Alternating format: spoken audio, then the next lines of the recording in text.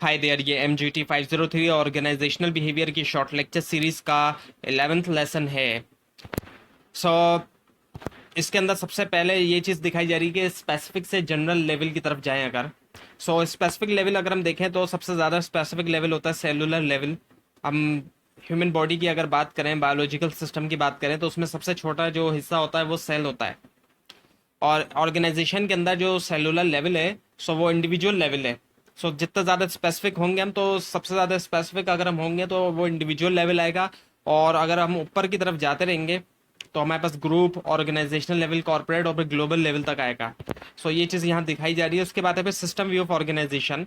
हमारे पास इनपुट्स होते हैं जिसके अंदर ह्यूमन, फिजिकल, फाइनेंशियल और इंफॉर्मेशन रिसोर्सेज, ये तमाम चीज़ें इनपुट होती हैं। और फिर उसके बाद ये तमाम चीज़ें एक ट्रांसफॉर्मेशन प्रोसेस से गुजरती हैं और आउटपुट प्रोड्यूस होते हैं, यानी कि प्रोडक्ट्स और सर्विसेज प्रोड्यूस होती हैं और एनवायरनमेंट भी होता है। Now the managing systems. System है क्या? असल में सिस्टम में क्या होता है कि तमाम जितने भी कंपोनेंट्स होते हैं सिस्टम के, वो इंटर रिलेटेड होते हैं, एक दूसरे की मदद कर रहे होते हैं। All components made a body. एक तमाम कंपोनेंट्स मिलके जो है ज़ाहिर बात है सिस्टम बनाते हैं।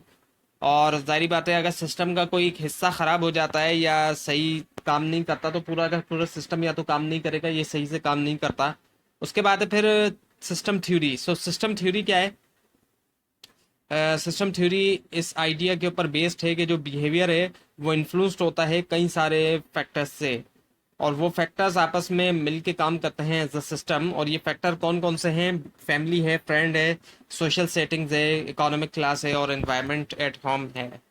ऑर्गेनाइजेशन एज अ सिस्टम यहाँ पे आपको दिखाया जा रहा है। यहाँ पर इनपुट है जिसके अंदर managers, worker, equipment, facilities, material, money, energy, information, तमाम चीज़ें हैं।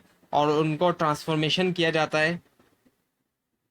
ट्रांसफॉर्मेशन करने के बाद उनसे जो है वो प्रोड्यूस किया जाता है आउटपुट। और आउटपुट के अंदर हमारे पास गुड्स प्रोड्यूस होते हैं, सर्विसेज, वेस्ट भी आता है आउटपुट के अंदर, प्रॉफिट और लॉस भी आता है, स्टाफ ग्रोथ एंड सेटिस्फेक्शन, तमाम चीज़ें होती हैं।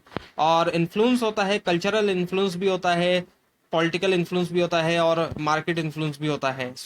मैनेजिंग सिस्टम सिस्टम जो है वो क्लोज भी होता है और ओपन भी होता है। जो जो क्लोज सिस्टम होता है इसमें कोई भी इन्वायरमेंट का अफेक्ट नहीं होता, इन्वायरमेंट का कोई इन्फ्लुएंस कोई इनपुट शामिल नहीं होता।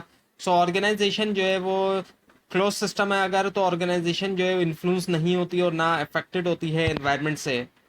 और अगर ओपन सिस्टम होता है तो जाहिर बात है ओपन सिस्टम का मतलब ये होता है कि एक्सेप्ट किया जाता है इनपुट को एक्सटर्नल इन्वायरमेंट से। ऑर्गेनाइजेशन जो है वो इनपुट लेती है अपने इन्वायरमेंट से।